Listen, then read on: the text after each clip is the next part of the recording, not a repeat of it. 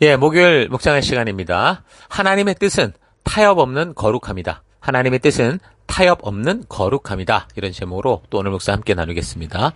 자, 어제 3장에서 바울 자신을 넘어서 하나님의 진실까지 왜곡하고 오도하는 이 유대교들에게 유혹되지 않고 진리대로 바르게 서고자 하는 이 데살로니가 성도들을 향해 직접 다시 만나서 진심으로 이 바른 복음의 깊이를 가르치며 바르게 서게 하고 싶었지만 그럴 수 없는 형편이어서 디모데를 보내면서 서로 주님의 재림의 날을 바라보며 서로 사랑하고 세워주며 주님이 부르신 그 거룩한 삶을 살도록 권고하는 이 내용을 살폈는데, 특히 이제 바울은 그곳에서 복음을 전할 때 그곳 사람들에게 누를 끼치지 않고 진실한 복음을 전하는 이 마음을 오해받지 않도록 스스로 자급자족하며 복음을 전했던 것으로 보입니다. 2장 9절. 형제자매 여러분, 여러분은 우리의 수고와 고생을 기억하고 있을 것입니다. 우리는 여러분 가운데 누구에게도 폐를 끼치지 않으려고 밤낮으로 일을 하면서 하나님의 복음을 여러분에게 전파했습니다. 자, 왜 그러냐면 그 당시 헬라 지역, 그러니까 마케도니아 지역, 아가야 지역에, 이 마케도니아나 아가야 지역에 말하자면 자신의 개똥 철학을 이제 설파하면서 사람들의 마음을 혹하게 만드는 거죠. 그래서 이제 돈을 받는 떠돌이 철학자들이 있었습니다. 그래서 궤변을 들여놓으면서 사람들을 혼미하게 해서 결국 돈을 뜯어먹는 사람들이 있었는데, 저들이 그렇게 궤변을 늘어놓다가 사람들이 거짓을 알아채고 이제 위협을 당하면 야밤도주하는 이런 일들이 그 시대에 종종 있었다고 그러죠. 그래서 바울도 복음을 좀 전하다가 3주밖에 안 전했잖아요. 유대인들로부터 위협을 당하면서 도망을 쳐야 됐었단 말이에요. 자칫 그러면 이제 그런 오해를 받을 수 있는 그런 상황이었던 거죠.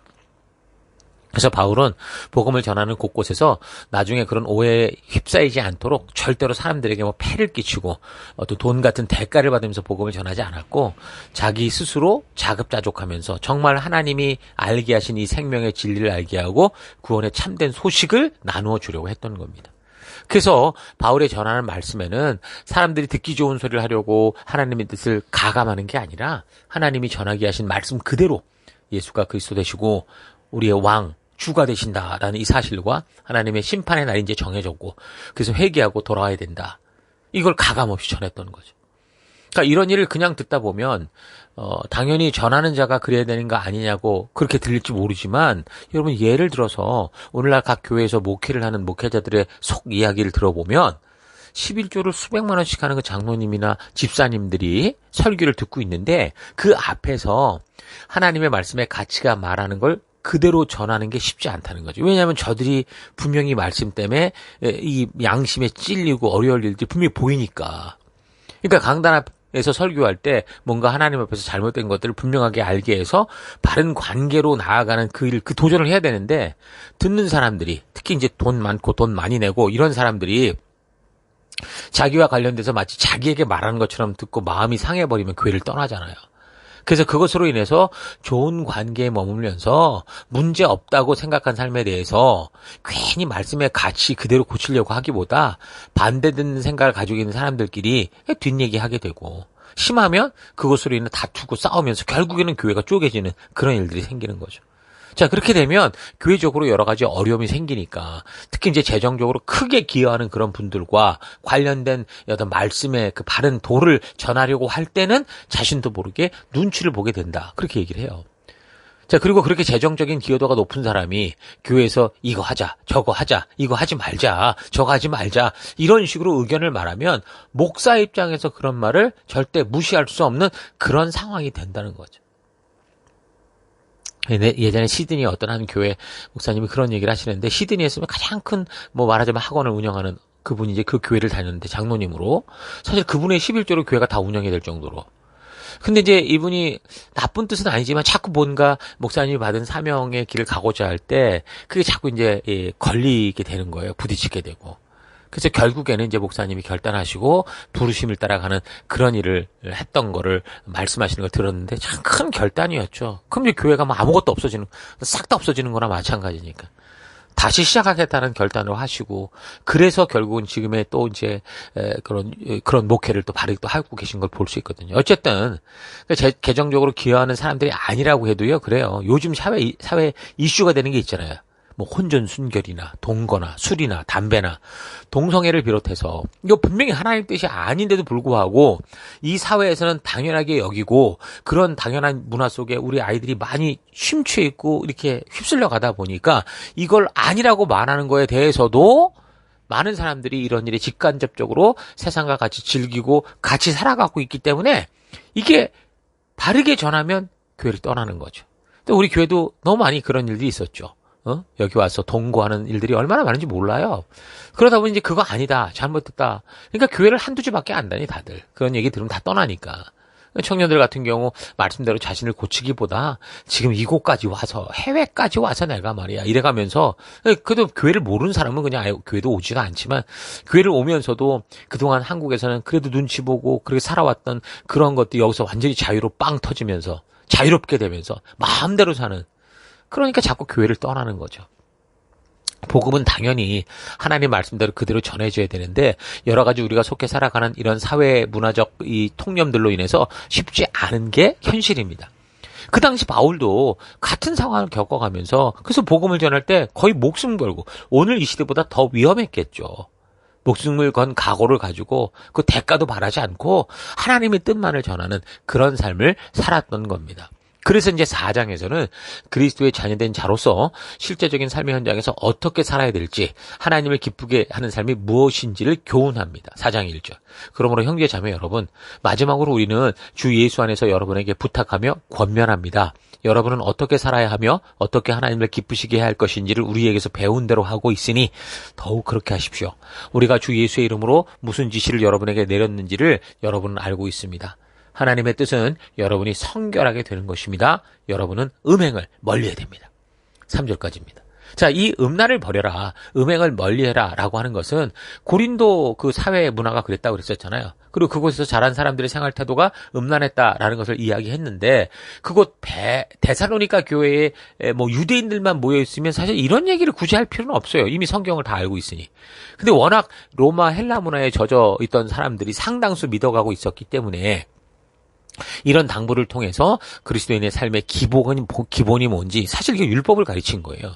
근데 고대 사회 문화를 보면 남자 중심적인 사회였기 때문에 그 당시 남자들에게 성적인 것은 뭐 어디에 제한받지 않고 그냥 자기 마음껏 행할 수 있는 그런 일이었습니다. 오늘날 우리 시대에는 여자들이 교육을 받고 실력을 쌓아서 사회로 직접 나가 돈을 벌어서 스스로 살 수 있는 그런 사회지만 사실 따지고 보면 우리나라 경우도요. 우리 어머니들 세대만 봐도 그래요. 그저 나이 먹으면 시집가서 가정에서 평생 동안 자녀 돌보고 시부모 돌보며 살아가는 게 전부였어요. 나이 먹었다는 게 그것도 뭐 요즘처럼 뭐 30, 40 얘기하는 거 아니에요. 고등학교만 졸업하면 이제 그렇게 되는 거예요. 그게 전부다 보니 가정에만 이렇게 몰입됐다 보니 경제적을 책임져야 되는 남자들의 뭐 외도나 뭐 여러 가지 말도 안 되는 그런 짓거리들을 그냥 평생 동안 마음이 시커멓게 썩어가면서 참고 살아온 거죠. 그런 남자를 돈을 벌어 가정을 책임져주고 있다라는 이 좋은 이유를 만들어서 가장이다 이렇게 뭐 존중하며 그러고 살아왔던 문화였어요. 불과 우리가 지금 살아가는 불과 한 3, 40년 전의 모습이. 그러니까 사도 바울이 복음을 전하던 그 당시는 이런 남성 중심적 사회관이 너무도 강했기 때문에 헬라 로마 문화에서 자란 사람들은 가정에서 부부와 잠자리를 하는 것 외에도요, 뭐 자기 집 여종 마음에 들면 데리고 자고, 뭐 다른 어쩐 여자와도 아무런 제재 없이 자기가 원하는 대로 관계하고, 뭐 심지어 가끔 영화에서 보듯이 이 군인들이 전쟁에서 그렇게 싸우다 보니 이 성욕을 풀려고 나중에는 어린 소년들까지, 소년은 뭐 당연할 거고 소년들까지 범하는 그런 동성애 범죄들이 막 벌어지는 거, 아주 그게 자연스러운 것처럼 그런 문화였던 거죠. 그래서 바울은 특별히 그렇게 헬라 문화에서 성경이 말하는 음행을 아무렇지 않게 행하거나 이제 그리스도인이 돼서 교회로 들어온 남자들에게, 그러니까 막 그렇게 음행의 문화 속에 당연한 것처럼 살다가 이제 그리스도인이 돼서 교회로 온 남자들에게 이거 분명히 음행이 죄다라는 걸 알게 함으로 해서 그런 일에서 완전히 떠나서 하나님 말씀해 주신 하나님 나라의 법도를 따라 살아갈 것을 이제 강하게 이렇게 권면하는 겁니다. 또 오늘 이 시대도 보면 잘 산다고 하는 나라들 대부분이 이 헬라의 음란한 문화들과 다를 바 없는 상황이죠. 전부 이 잘 산다는 나라들이 선진국이 다 어디입니까? 오래 옛날부터 이 복음이 끝까지 뿌리 내려서 결국 그 복음의 뿌리의 열매로 그나마 이런 민주주의 사회, 이런 어떤 법치주의 사회가 됐던 거죠. 근데 이 사회가 지금 이 로마 헬라 시대 이런 꼬라지가 되고 있습니다. 물론 역사의 흐름을 통해 하나님의 법도와 규례와 명령이 말하고 있는 기본 가치들이 각 나라 법들 속에 지금 존재하고 있기 때문에 어느 정도 분명하게 겉으로는 제약을 하고 있지만 성경이 말씀하는 그 간음죄가 이제 더 이상 죄가 아니라고 법적인 조치를 그렇게 만들어냈죠. 우리나라도 그랬고 몇몇 나라들이. 그런 법들이 존재해도 사실은 돈과 권력을 가진 자들 속에서 음란의 정욕을 제하지 못하는 많은 사람들 속에서 여전히 정욕과 음란은 이 사회의 어떤 그런 이런 흘러가는 흐름인 것을 우리가 분명히 알 수 있습니다. 오히려 그때보다 지금은 더 음란하고 악한 세대라고 할 수 있죠. 이제는 분명하게 법으로 그것을 죄라고 규정하고 있어도 그래서 더 교묘하게 자신의 욕정을 풀어가고 있기 때문입니다. 그렇게 가정도 지키지 못하고 그렇게 뭐 여러 가지 어쨌든 그 욕심과 이 바람 피우고 이러고 살던 사람들이 실력 있다고 대통령 되고 실력 있다고 정치인 되고 이게 문제라는 거야 이게. 그때는 부부관계에 대해서 특별히 그런 문화에서 이상한 특권을 누리던 남자들에게만 이야기를 하는 건데 우리가 지금 보는 데살로니가 전서는. 근데 4장 4절 뭐라고 말하냐면 각 사람은 자기 아내를 거룩함과 존중함으로 대할 줄 알아야 됩니다. 이렇게 얘기를 하면서 그 하나님이 알지 못하는 이방 사람들처럼 세욕에 빠져서는 안 됩니다. 또 이런 일을 탈선하거나 자기 형제 자매를 해하거나 하지 말아야 됩니다. 우리가 여러분에게 전에도 말하고 경고한 대로 주님께서는 이런 모든 일을 징벌하는 분이십니다. 근데 오늘날은 이 부부관계에서 남자나 여자 모두에게 지금 심각한 음란함들이 넘쳐나고 있죠. 심지어 젊은이들 사이에서도 이런 섹스 문화는 이제 기본입니다. 더더욱 이런 욕정의 문화가 자연스럽게 되고 있는데 그뿐만 아니라 이제는 그런 음란한 문화가 인터넷을 타고 연령에 제한 없이 퍼지다 보니 이젠 국민학생 애들, 어린아이들까지도 이제 그런 고학년이 되면 눈이 이제 그런 곳에 빨리 눈이 뜬 어떤 그런 함정에 빠진 애들이 그렇게 사는 거예요. 얼마 전에는 학교 교사라는 사람이 나이 어린 제자를 상대로 성적인 관계를 맺고 우린 서로 사랑했다니 어쩌니 하면서 삼류 저질 영화 같은 데서나 보는 그런 짓거리들 뻔뻔하게 하는 그런 문화가 됐죠. 여러분 하나님의 뜻은 성도들이 그런 세상에서 구별되는 거룩함이었습니다. 이미 말한 것처럼 레위기 18장 3절 너희는 너희가 살던 이집트 땅의 풍속도 따르지 말고 이제 내가 이끌고 들어갈 땅 가나안의 풍속도 따르지 말아라. 이게 바로 그거예요 지금. 그리고 너희는 내가 명한 법도를 따라라. 그러니까 하나님 나라의 가치를 따라 살아라 이렇게 말씀하시는 거죠. 그렇게 하시면서 성경 곳곳에서 계속 그런 거룩한 삶의 대표적인 실천의 예로 음란함을 버려라 라는 것에 대해서 계속 반복해서 빼놓지 않고 강조하고 있다는 거 잊지 마십시오. 이 말씀을 통해 오늘 우리 시대의 음란한 문화들이 얼마나 우리의 어린아이들로부터 청소년, 청년에 이르기까지 거룩하고 순결해야 되는 성도의 거룩함을 빼앗아가는지를 잘 묵상하고 파악해서 여러분 진정 거룩한 삶을 살아내는 우리가 되십시다. 음행의 문제는 그 첫 예루살렘 공의회에서 사도들에 의해 이제 이방인들이 예수를 믿을 때 지켜야 될 몇 가지로 간추려진 그 중에 꼭 있었던 거잖아요. 사도행전 15장 29절. 여러분은 우상에게 바친 제물과 피와 목매어 죽인 것과 음행을 멀리해라 이렇게 얘기합니다. 아마도 강조할 것이 따져보면 더 많았을 건데 굳이 여기 지금 4가지를 뽑아서 이런 것을 멀리해라고 했던 것은 그만큼 그 시대 여러 나라 곳곳에서 이런 일들이 너무도 자연스럽게 행해지고 있었기 때문일 겁니다. 이런 이 음란에 대한 이 분명한 간음에 대한 이 경고는 10계명에도 나와요. 7째 계명 간음하지 말라. 마태복음 19장에서도 예수님께서 부자 청년이 영생을 얻기 위해 무엇을 했냐라고 물을 때 간음하지 말라고 했던 10계명에 대해서 분명하게 말씀해 주셨죠. 10계명은 하나님과 언약을 맺은 하나님 나라 백성답게 살기 위해 항상 하나님의 자녀된 자들의 거룩한 삶을 지켜야 되는 하나님의 분명한 뜻이었습니다. 음행은 하나님께서 거룩한 생명을 얻을 수 있도록 처음부터 세우신 가정을 파괴하는 아주 근본적인 문제였죠.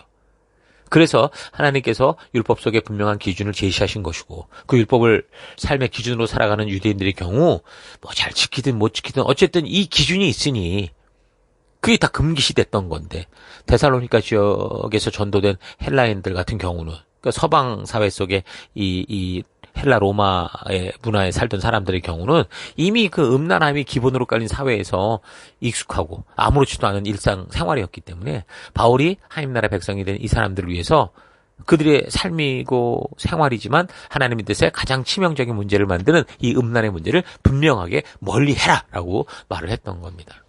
자, 이 말씀은 그 당시에만 해당되는 얘기가 아니라고 그랬어요. 오늘날도 교회를 다니며 하나님을 믿는 성도들, 청년들 모두에게 똑같이 적용되는 하나님의 뜻이기 때문에 이런 음란한 사회 문화 속을 살아가야 되는 우리는 특별히 깨서 음란을 멀리하고 영혼을 더럽히는 일들을 가까이 하지 말아야 될 겁니다. 자, 그래서 4장 9절. 형제자매 여러분, 사랑하는 것을 두고서는 여러분에게 더 쓸 필요가 없겠습니다.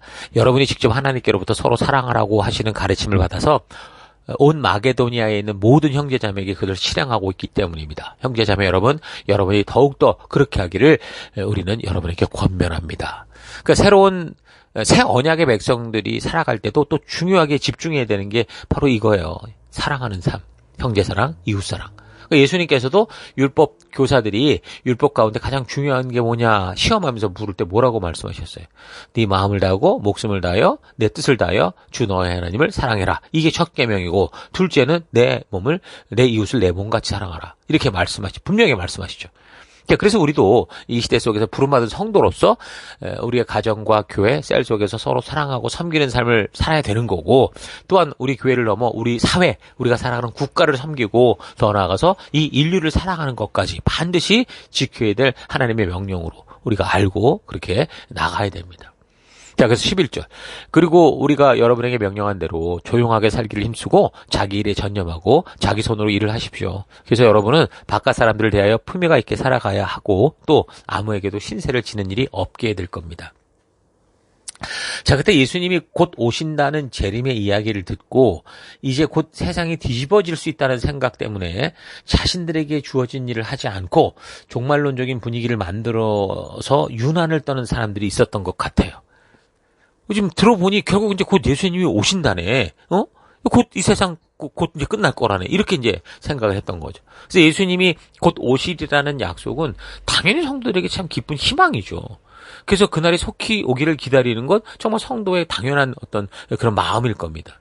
그래서 이제 초대교회 성도들이 그런 소망을 담아서 어떻게 인사를 했냐면 마라나타 이렇게 인사를 했어요. 주 예수여 어서 오시옵소서 이럴 정도로.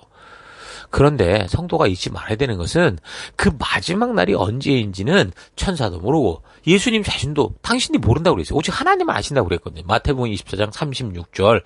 그러나 그 날과 그때는 아무도 모른다. 하늘의 천사들도 모르고 아들도 모르고 그러니까 예수님도 모르고 오직 아버지만 아신다.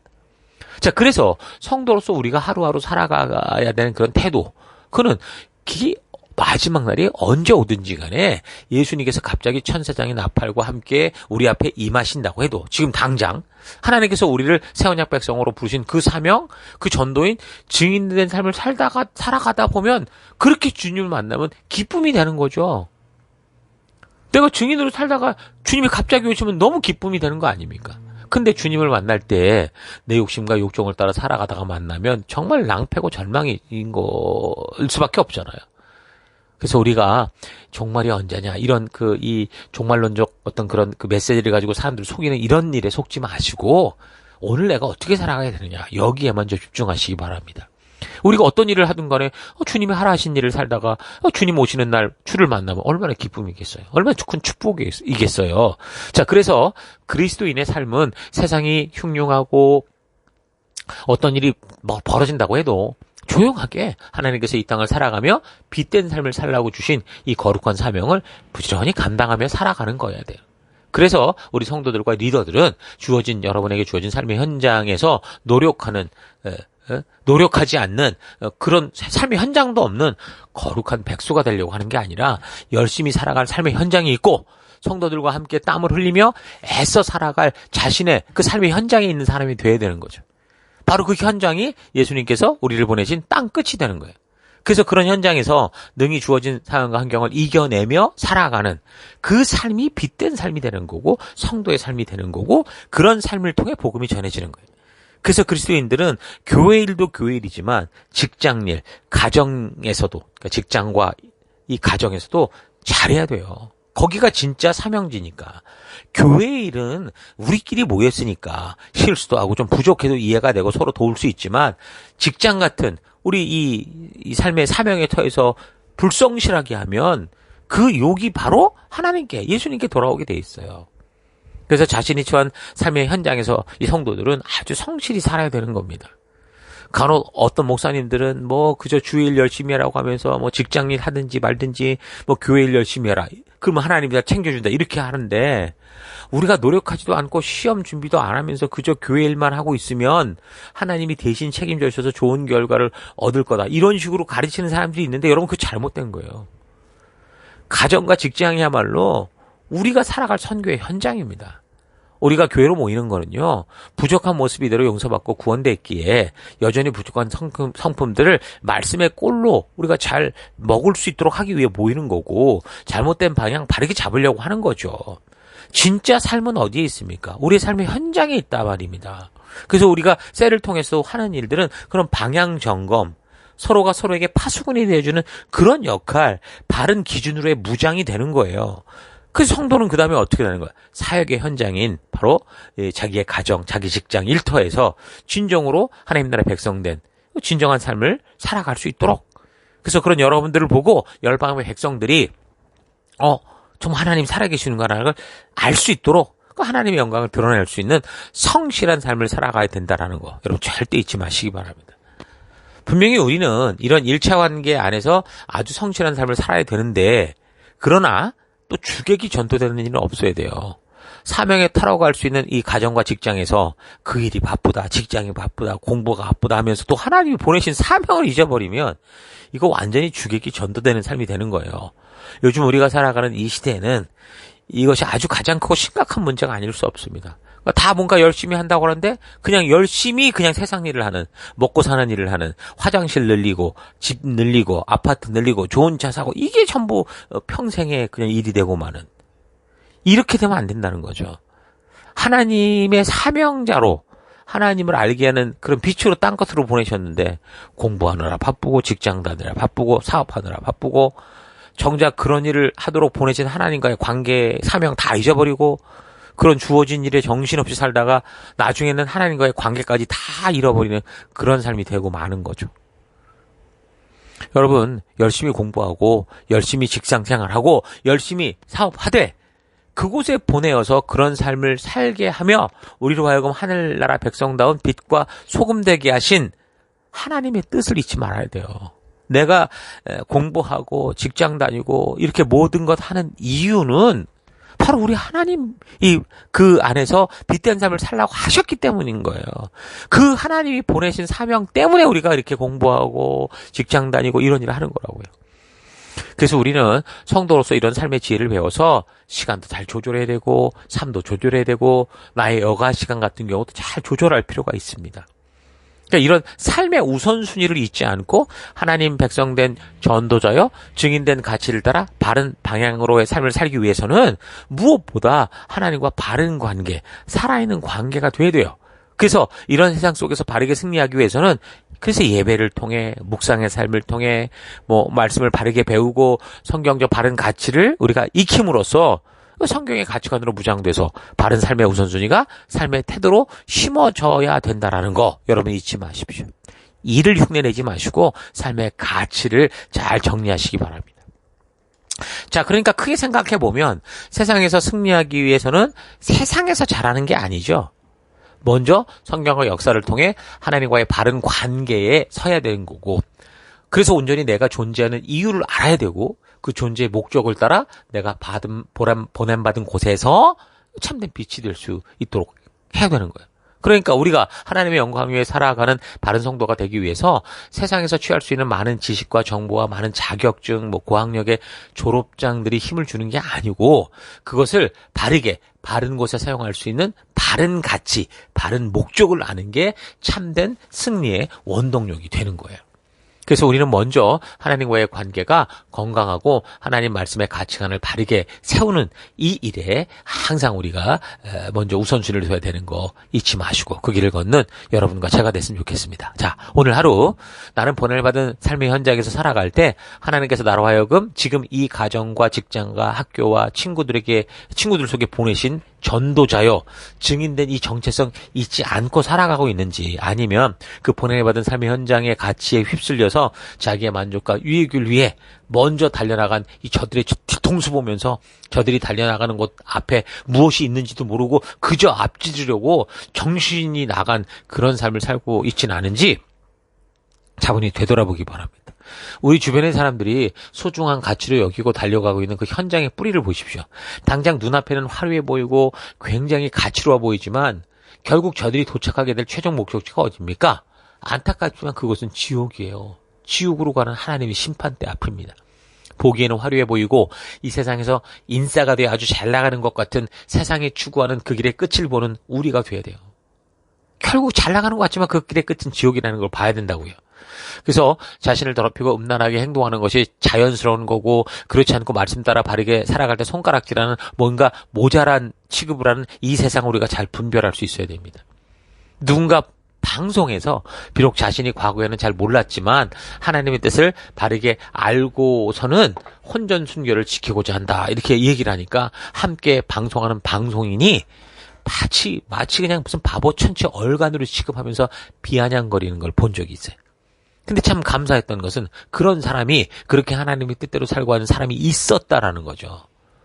성도의 바른 자세는요, 세상의 대세들이 비웃고 바보로 취급해도 하나님의 뜻을 타협하지 않고 그 말씀의 가치대로 따라 살아가는 겁니다. 누군가는 그런 일을 해야 돼요. 더 정확히는 바로 하나님의 자녀들이 그런 일을 해야 되는 거예요. 바로 여러분과 제가 그 일을 해야 되는 거죠.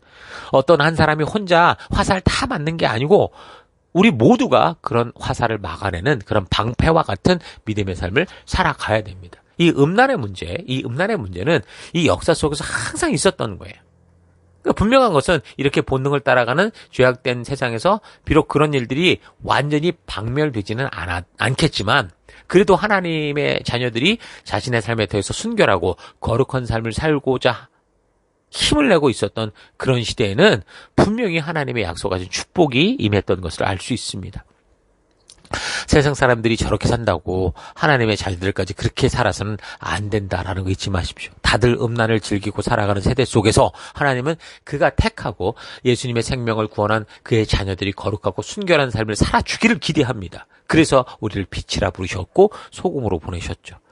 각자 보내받은 곳에서 일에 빠지고 돈에 빠지고 쾌락에 빠지지 말고 이 세상을 살아가는 모든 사람들과 문화가 다들 그런 즐거움을 향해 달려가도 끝까지 우리 하나님께서 인도하시는 거룩한 생명의 길을 걷는 그런 여러분과 제가 되기를 주의 이름으로 축원합니다. 자, 오늘 하루도 힘내십시오. 잠시 기도하겠습니다. 하나님은 우리로 하여금 보냄을 받은 세상에서 거룩하고 순결한 삶을 살도록 말씀하셨는데, 모두가 다 세상의 길을 가는데 나만 뒤처진다고 하며 이 세상의 뒷공무니를 쫓아다니며 내 욕심의 만족을 위해 살아왔던 걸 회개합니다. 이 음란하고 악한 세대 속에서 모두가 그 길을 즐기며 바른 길을 걷는 이들을 조롱해도 주께서 나를 이끌어 알게 하신 구원의 길, 생명의 길을 떠나지 않는 내가 되기 원합니다. 이 시대를 살아가는 하나님의 청년들이 거룩하고 순결한 삶을 살아가도록 주여 인도하여 주옵소서. 우리 하나님의 뜻은 타협하지 않는 거룩함이란 이 세상에서 그렇게 구별된 존재라는 거 잊지 않고 이 하루도 구별된 하나님 백성답게 살기를 결단하고 감사드리며 예수님 이름으로 기도했습니다. 아멘.